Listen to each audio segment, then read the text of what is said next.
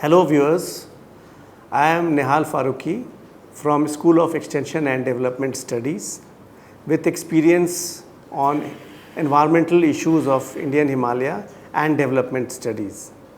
Today we are going to discuss participation in policy and planning. This is part of approaches to sustainable development. Now before we move further and start discussing that what are the various approaches, I believe you all must have heard or you all must be getting in series about approaches in the natural resource management, watershed management.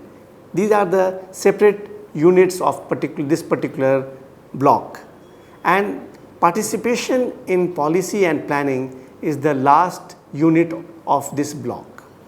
Now, before we start about participation in policy planning, let's try to understand what does this word participation mean. Now, participation with regard to people's participation, we are discussing today here. Now, participation means taking part. Now, taking part means when you are participating or you are a part of a particular program or a particular action or a particular development activity. So that is the meaning of participation.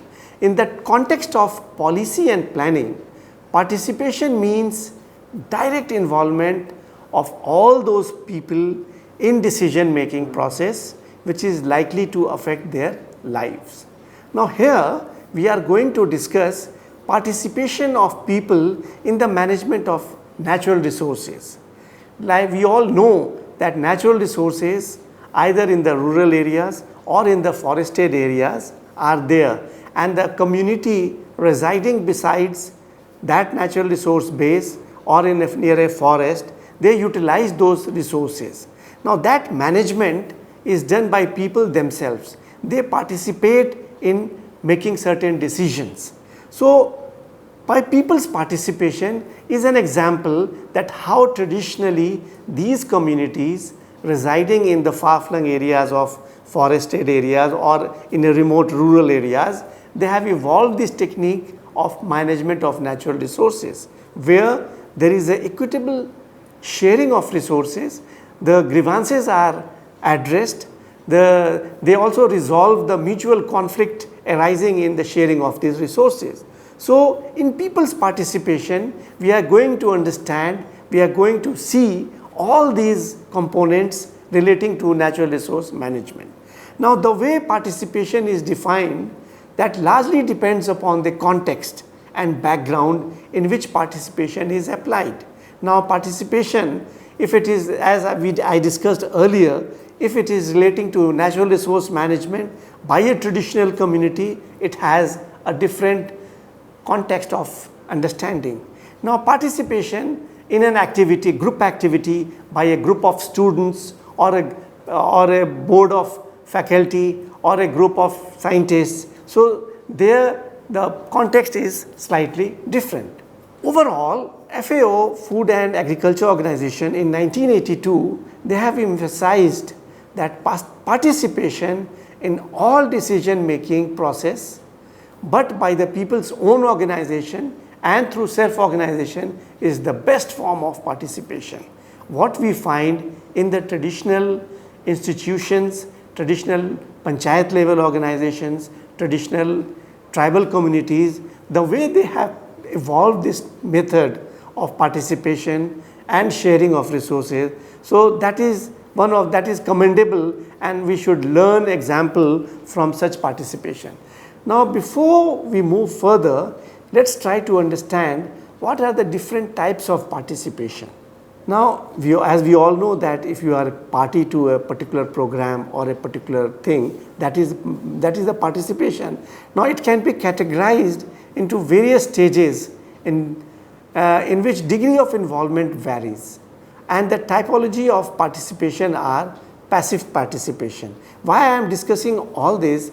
Because when you are trying to understand the approaches to sustainable development, so if overall understanding of community, their psyche, their participation, their governance, their developmental methods. If we link all these, then you will be in a position, better position to understand and correlate that how various approaches to sustainable development is more apt, and those traditional communities, those poor or rural people who are residing in the remote areas, how they have, without any formal education, how they have sustained their resource base. That is sustainable resource base, that because of the sustainable method of harnessing, method of using. So before that, we all have to understand the various concepts. Now we all know the meaning of participation. Now first is the passive participation. What is passive part? As it is very clear from the word passive, here it means the target group, it just listens. They are there, they don't take certain decisions, they are party to the developmental program or an ongoing activity, but they just participate without giving their viewpoint, without any decision making. So passive participation at one end of the spectrum is the very, it is not a negative, but it's not very positive of form of participation, because the target group is not very active. Whereas on the other spectrum of this participation level, there is self-mobilization.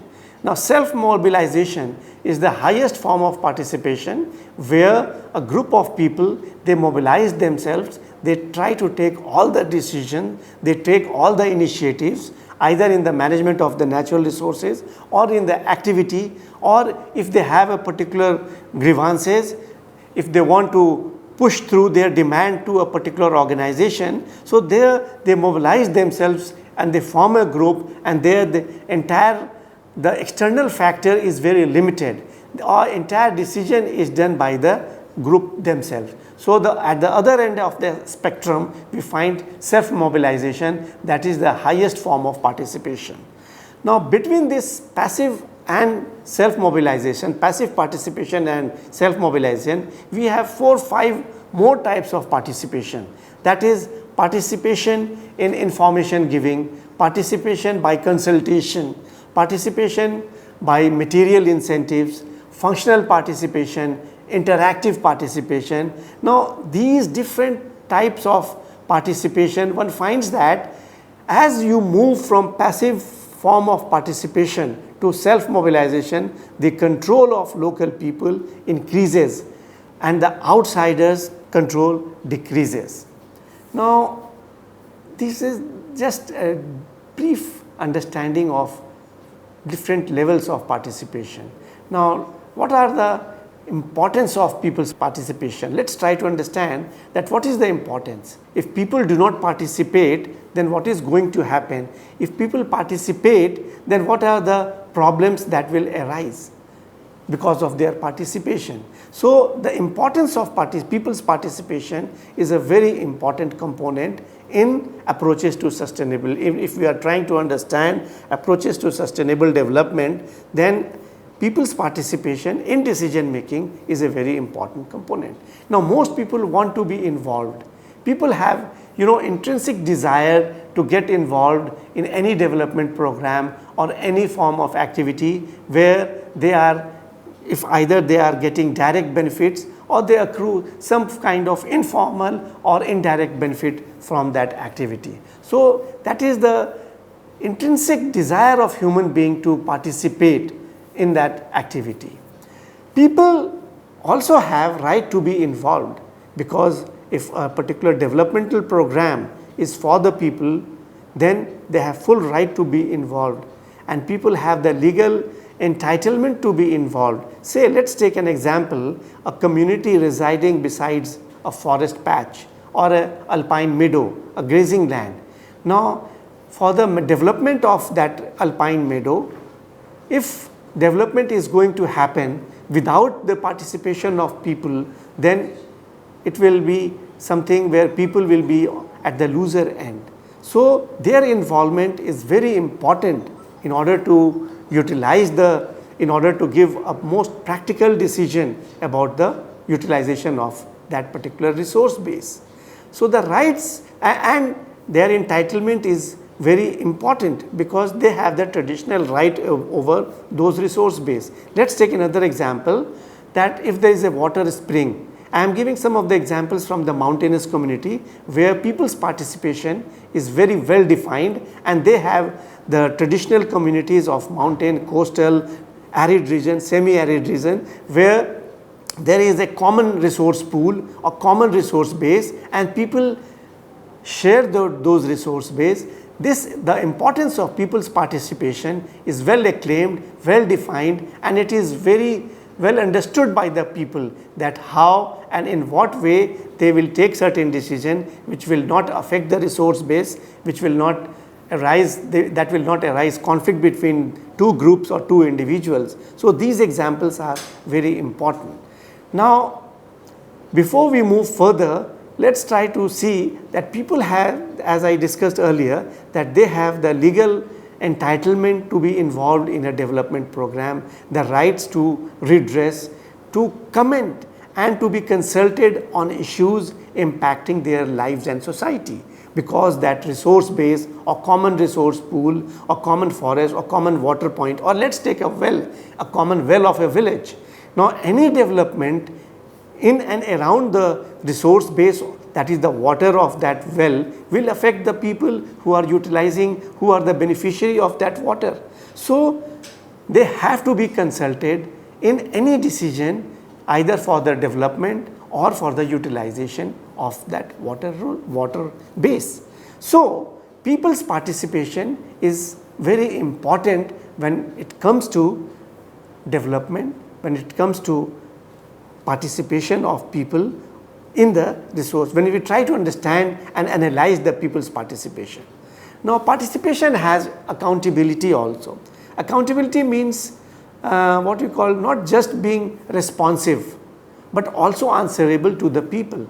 If I am accountable to my job, my work, my profession, that means I am also answerable if I am doing something not correct or not good or not efficient. So I am answerable. So accountable, when we say accountability, it's also answerability. I am answerable to the higher ups, to the people. And here, when we talk of people's participation, people are answerable to the community.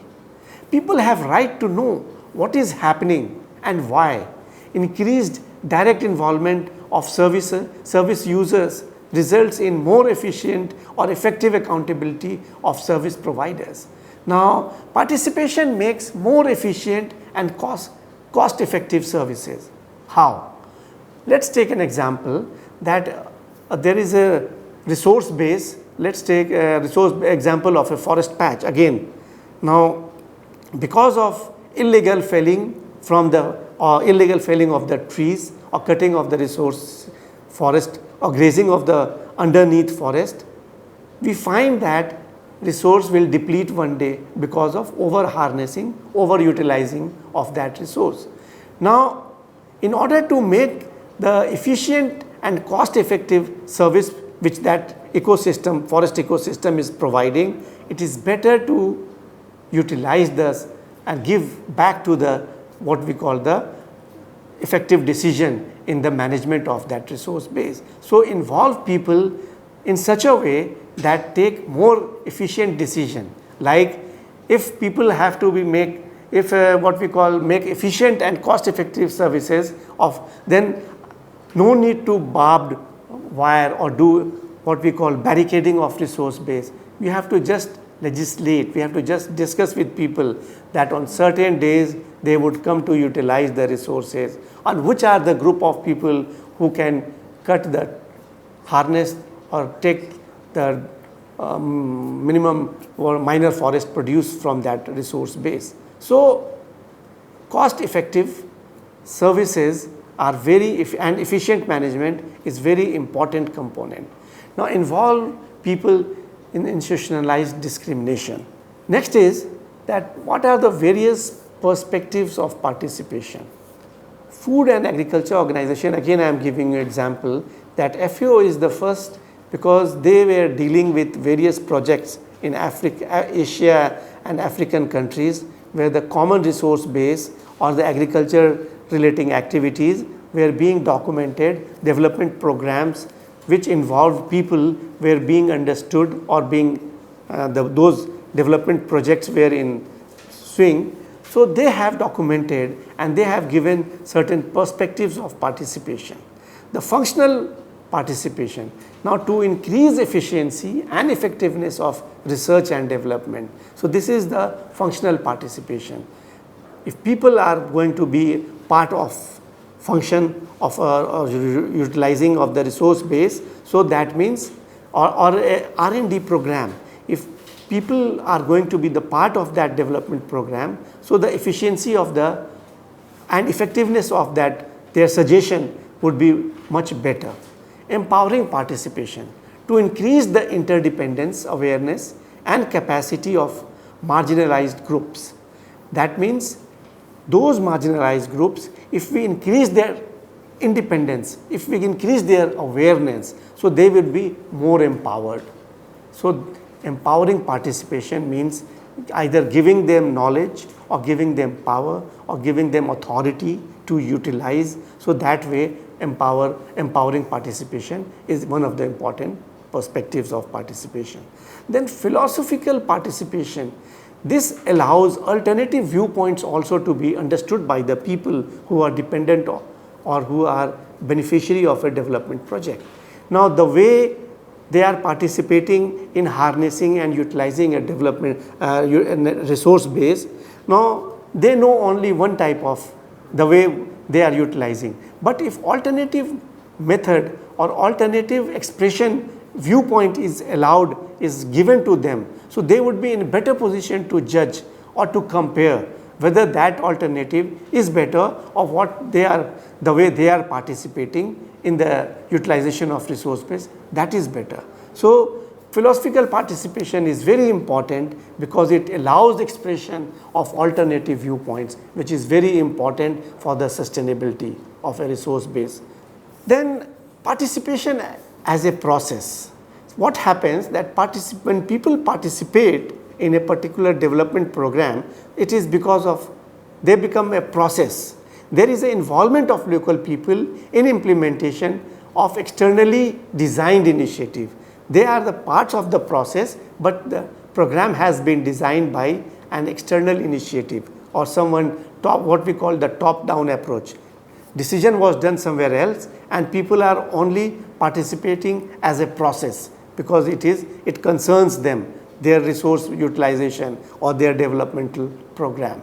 Now, participation as an end. This is the last important perspective which FAO has developed, which FAO has documented, that participation as a goal of a policy initiative entails empowering people in terms of their acquiring skills, knowledge, experience to take greater responsibility for their development. So when participation is the end, that means without their participation, nothing can be done, no developmental activities can be further or it cannot move ahead. So this becomes very important because here as a goal for the policy initiative entails empowering the people. Now, after having understood people's participation, let's try to understand what is policy and planning, because for the approaches to sustainable development, what we are going to discuss, people's participation in policy and planning. And now we have seen various facets, various components of various forms of people's participation, and I have given you concrete examples from mountainous region, from the tribal communities, from the common resource base where community depend on a natural resource base and they share the resources. Now, what is policy planning? In the broader sense, policy covers all actions related to management, organization and planning of scientific and technical resources and activities. That see, resource is one, activity is two, management is three. Now these are the three different components, And in a broader sense, it covers all these components, that the management, planning, technical resources and activities, whether carried out by either by a government organization, public sector, or a private sector, private enterprises, or a corporate agency, or a peasant farmer, or a community, whether they deal with formal science-based research or incremental technical changes at the level of a specific farm or community. So that means policy is a broader sense of actions that relates to management of an organization and planning, scientific and technical resources and activities. These are the 4-5 components which is directly involved in policy and planning. Now, two important components, concepts are very important: policy sciences and public policy study. Let's try to understand what is policy sciences framework. Now, this particular policy science framework is one approach to understand and guide the choice of public policies and the strategies for getting them enacted. That means for a particular area or for a particular developmental project, what kind of policy is best suited, and to understand this, a particular way, a particular method is applied, and that is what we call policy sciences. Public policy study is a much broader term that covering many approaches to policy analysis. Now, the distinctiveness of policy science framework is that it insists on all of the following, what we call analytic commitments that needs to be incorporated. So, public policy study is a much broader compared to policy science, which involves only for the choice of decision making for the public policies, whereas public policy is the study. Now, before we move further, we try to understand that there are certain development components like coordination, cooperation, collaboration. Now, the key sources for development approaches to sustainability are the development in resource management, environmental planning, and that focus on integrated forms of resource planning. So that means if we want to understand sustainable approaches to sustainability or sustainable development, so when it comes to empirical or practical aspect of a community or a people where they are utilizing a resource base, a community, so these three components, that is coordination, cooperation and collaboration, becomes very important. Without understanding these three components, it is not possible to move further. Let's try to see what these three components means. Now, integrated approaches are neither top down, where goals at each level in the organization are determined based on the goals at the next higher level. That means decision is not top down approach. Decision is not done somewhere else. It gradually evolves with the community, and it is based on the goals at the next higher level. After completion of first level of achieving first level of decision or implementing first level of decision, they move to the next higher level. Nor it is bottom up, that it does not evolve from the community where goals of each single individual is aggregated and put together. No. Instead, integrated planning may be regarded as an interactive or collaborative approach which requires participation and interaction across various levels of organization or units of governance between responsible organization and stakeholders in the planning process to realize horizontal and vertical aspirations within the planning process. So, the basic way of successful linkages are coordination, cooperation and collaboration for sustainable approaches to development or utilization of a resource base. Further, what does coordination refer to? It refers to formal institutionalized relationship among existing networks of organization. What does that mean? Formal institutionalized relationship among existing networks of organization. Interests and individuals, and the results of these is called coordination, which can prove extremely difficult, especially when there is a large number of parties involved in decision making process. So if there is a good coordination, good cooperation, good collaboration, that means there is a very good sync, very good understanding between different stakeholders and the end objective, that is the sustainability at the one end. At the other end, if that clarity in mind is there, so that is the best approach to sustainability, where the linkages or interactive contacts between two or more actors, collaborative efforts, intermittent coordination, mutual adjustment of the policies and procedure of two or more actors to accomplish such objectives.